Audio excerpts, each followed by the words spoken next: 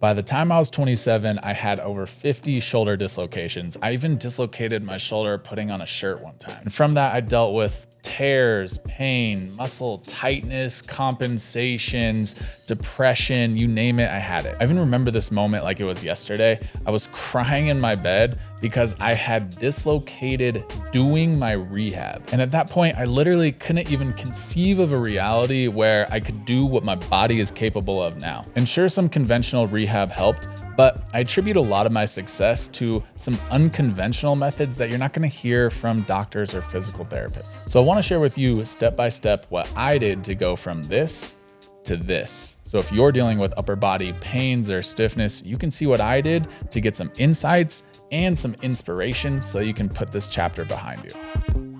Yo, as I'm editing this video, I'm realizing it would be incredibly valuable to show you guys what realistic progress looks like. So in section 4 of the video, I'm adding in some montages of things I've worked on over many years, strength, mobility, skills, so you can set yourself up with some realistic expectations if you want to take on the journey. All right, let's get back to it. The wake-up call. After so many years of dislocations, I got a surgery, I did multiple rounds of rehab. I finally came to the unfortunate conclusion that I wasn't gonna be able to play sports anymore, let alone even just like put my arms overhead, which was such a bummer. But I ended up finding actually the barbell. I could still squat and I could bench and I could deadlift and I got really strong. But it's kind of funny to think about. I found this out of necessity and I actually convinced myself that this was the best way to train. It's all anyone needed was to just be massively strong. It was really the only safe thing I could push myself in. But around the age of 26, my buddy asked me if I wanted to do a Spartan race with him. I hadn't dislocated in a while, so I decided to give it a try. And I could do most of it pretty well, but when I got to the monkey bars, not only could I like really physically not do them well, but after only a few bars, I almost dislocated again. And at that time, I could squat, bench, and deadlift way more than I could do now, but something wasn't adding up. It was my wake-up call. I had a decision to make. Was I gonna live the rest of my life this way, not being able to play catch with my future kids? Or was I gonna take on this shoulder problem as my life's mission? Planning and research. At the time, I was reading The Obstacle is the Way by Ryan Holiday, and it inspired me to set some big, scary goals. Goals that gave me something to work towards rather than framing it in a way where I was working away from pain, stiffness, and instability. So it was clear that if I was improving on these goals, it would be an indication that my shoulder's becoming stronger, more mobile, more stable, and more capable. So I chose the handstand, the one arm hang, and the back bridge. And man, these were so big and scary. Like I wasn't sure if I'd be able to get there. I had some serious doubts. And now I can literally do them cold. Let's give it a try.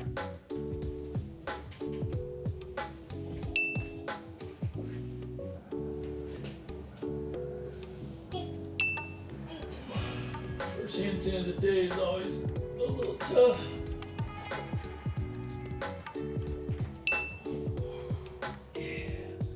Wow, that went well. It's kind of what I needed. At the time, YouTube was kind of in its infancy, so there weren't a lot of resources for successful rehab. And remember, I had done traditional rehab multiple times. So instead, I worked backwards from the problem. I broke it down step by step, what it would take to get to those goals. And then I was focusing on actually accomplishing goals rather than fixing a problem. Then all of a sudden, the traditional rehab I was already doing had its purpose. I had to have strong and mobile rotator cuffs to be able to do a back bridge, and my scaps had to be able to move properly to be able to stand on my hands with my whole body weight or hang from one arm. The method. Even though this part of my life was really challenging, I actually look back on it pretty fondly. It's like I had a project I was working towards and I was excited for it. So I'd wake up at like 4:30 in the morning to get to my training job early, to get there an hour before my first client. So I'd grab a coffee on the way and I'd just like listen to good music and good podcasts. And then I'd get there and I'd get to work. And so here's what my actual sessions looked like. I'd always start out with 5 minutes of activation. So I do some band work, some lightweight prehab work for the muscles that I knew needed to be turned on. For me, it was the rotator cuff, getting the shoulder blades moving, and some light core activation. Then I do 15 minutes of Indian clubs and mobility. I realized that from all the trauma my shoulder had experienced, I was holding my body so tense all the time. I even had this robotic way of moving, and it makes sense. I mean, I experienced pain, so my nervous system and body said, nope, we're gonna lock things down. And I think a lot of people who have dealt with traumatic injuries have some version of this. So my line of thinking was, I needed to teach my body to move in a more relaxed, loose way and be confident doing that. It's kind of funny to think about, but I remember watching Conor McGregor at the time do his like arm thingy where he goes like this, and it's so ridiculous, but like I remember thinking, man, that's so cool, because I couldn't imagine moving in that way. And I'll tell you what, the Indian clubs may have been one of the most important aspects of my recovery, and I'm planning to make a whole video about them, so keep an eye out in the next few weeks. And pairing them up with some mobility work for my lats, my pecs, my rotator cuff helped me move more freely when I was actually doing the clubs. They'd reinforce each other, but I obviously didn't rush into these. I started extremely small. We'll talk more about this in a bit. Next came the meat of the workout, 30 minutes of integration. This is a step that I think most people miss when they're doing conventional rehab. There's a huge gap between doing isolated rehab exercises and more natural whole body integrated movements. And I think this should come first. I was doing things like animal movements to connect my shoulders to my whole body, and hanging and handstands. Now, you don't have to become a gymnast, but I think some version of crawling and hanging at the level that's appropriate for you right now is actually really important for anyone dealing with shoulder problems. Now, we've got tons of videos on these topics all over our channel, but Josh just actually made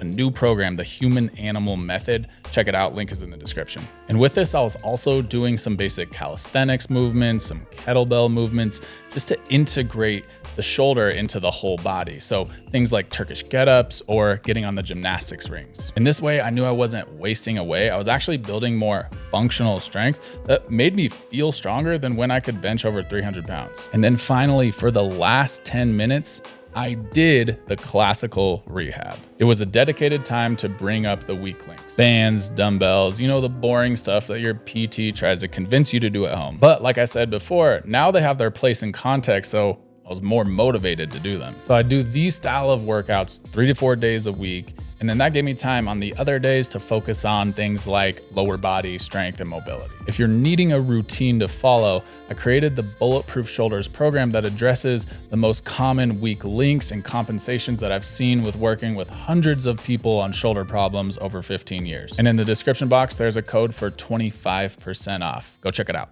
Progress. Here's the thing. Progress is always way slower and way faster than you'd think. Let me explain. When I first started, I thought every single workout was so important, like it was a performance or something. And from that importance, I thought that I was gonna be seeing results really quickly. But that's just not how the body works. And I felt kind of beat down from those first few months because of this mentality. Sometimes I'd come in and my shoulder would be far less capable than the last session, and I'd feel like, what the fuck am I doing this for? So I learned out of necessity that I had to think on bigger time scales, like 1 to 3 month increments. But on the flip side, I honestly didn't know if I'd ever reach these goals in my lifetime, but I ended up hitting each of them in 2 years. And a lot of people hear that and they think like, whoa, that's a really long time. But to me, after those first few months, I kind of got to this place where time flew by because I was able to just make this a part of my identity, to where I was just someone who constantly worked on my shoulder. So I was able to put it on the back burner, and it kind of just became something like brushing my teeth. Of course, there were setbacks. Aches and pains would pop up, but I got the mentality that I couldn't catastrophize. Sometimes the aches and pains were just signs that my body was changing. I remember after working on this for some months, my thoracic spine would ache. It was because it had never moved before. So it was literally changing in structure. But if injuries happened, that's when I'd have to go back to the drawing board. What did I do wrong? And most of the time, it was just that I was getting ahead of myself. I was trying to progress too quickly. I actually dislocated one more time. It was my last time a year into this process. I was kind of feeling like a superhuman, and I really wanted to learn how to do a macaco, and I hucked one. And actually, Mitch, who's behind the camera, you were there. We were in a park, and I remember doing it and looking at you and looking down at my shoulder, and we were like, oh. I was like, oh, not again. Yeah. Yeah. Oh man. So of course I wasn't ready. I hadn't earned it yet. It was just a reminder that the body changes slowly. I actually remember that moment because I had watched you working on that. Yeah. I mean, So you were there much. in the gym with me. Yeah, I was a there lot of watching days. it, like every day. And I just remember feeling that like, oh, fuck. Yeah. It's interesting because I think that moment was actually really important for me because it just set in stone. It was like, oh, this is probably something I'm going to have to be doing for like many years. You know what I mean? I think it's really common with any injury too. It's like you get 90% of the way healed and you don't really notice it anymore, but you don't realize like that last 10% actually takes 90% of the time, you know? And I honestly think the key to my success became patience. Like with the Indian clubs, I started with these two incredibly basic swings, just like forward and back, side to side. I did those for months before I tried any of the harder ones. Or with strength training, I would just work on the basic calisthenics, just like hanging, pulling my shoulders down, doing some basic pull-ups, push-ups, and I'd focus on the quality rather than how much I could do. I thought my shoulder problems were literally the worst thing that's ever happened to me. But going through this process ended up actually shaping me into the man that I'm proud to be today. Committing to the process, dealing with setbacks, learning, engaging, listening to my body, and just honestly straight up hard work.